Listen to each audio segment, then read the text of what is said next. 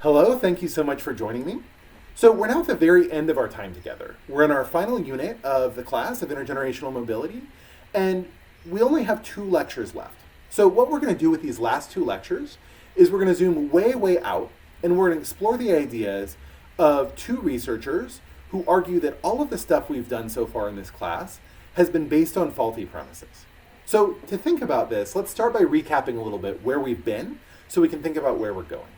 So the very beginning of this class, where we started out, was by looking at empirical evidence that suggests that the role that your parents play, your parents' resources play, in determining your own ability, your own opportunities in life, vary a lot from place to place. Right? We looked at evidence across countries that suggests that if you're a poor child in a place like Norway or Sweden, you're going to have better opportunities relative to your rich peers than if you're a poor child in a place like Britain or the United States or Italy. We similarly looked at evidence within the United States that suggests that if you're a poor child in a place like San Francisco or Salt Lake City, your family background is going to have less of a role in determining your opportunities in life than if you were a poor child in a place like Charlotte, North Carolina. And based off of that premise, we've then gone through and explored several different reasons why this might be the case. Right? We've thought about the ways that families invest in their children, and the role that providing resources to families or supplementing family investment might play in increasing mobility.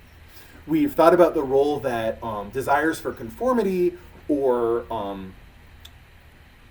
specific community norms might play in helping or hindering the process of intergenerational mobility. Right, we've thought about the role that social distance and identity play in the decision making of low-income children. And then we've thought about the role that stigma, prejudice, and discrimination might play in maintaining inequities across groups. Right? We've thought about the ways in which more advantaged groups might maintain disadvantages of less advantaged groups through prejudice and discrimination.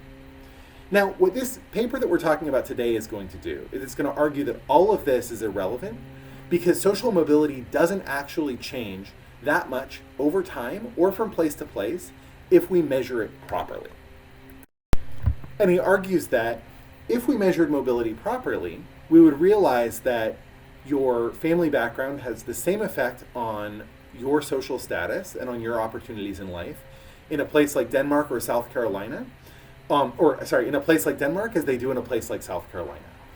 Now, the reason he makes this argument, the basis of this argument, is to say that when we've typically looked at social mobility, what we've done is we've looked at a single characteristic of a parent and how it affects a single characteristic of a child. So we've said, for example, how does a parent's earnings influence their child's earnings, right? The intergenerational elasticity of earnings. Or we've said, what's the relationship between a parent's level of education and a child's level of education? What Clark and Cummins are going to do is they're going to argue that we should really look at the relationship between a parent's social status and their child's social status. And that social status is something bigger and broader than just a single manifestation like income or education.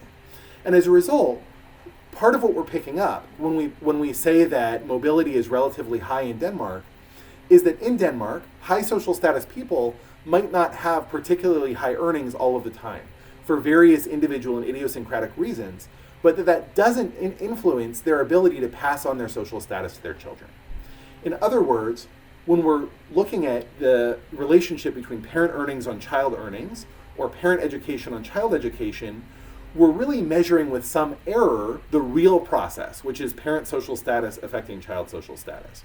And if we truly understood parents and children's social status, we would realize that any of their particular manifestations, things like earnings or education or membership in high status groups, doesn't really make much of a difference.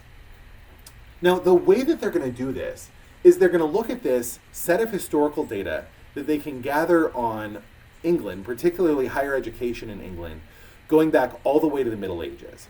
And as we're going to talk about, they're going to use that data to argue that even if we look over incredibly long time frames, during which a tremendous amount, almost everything imaginable, has changed in the organization of English society, we don't see that poor children in England or children of low status families in England see higher rates of mobility as society changes in ways that we would expect to increase intergenerational mobility.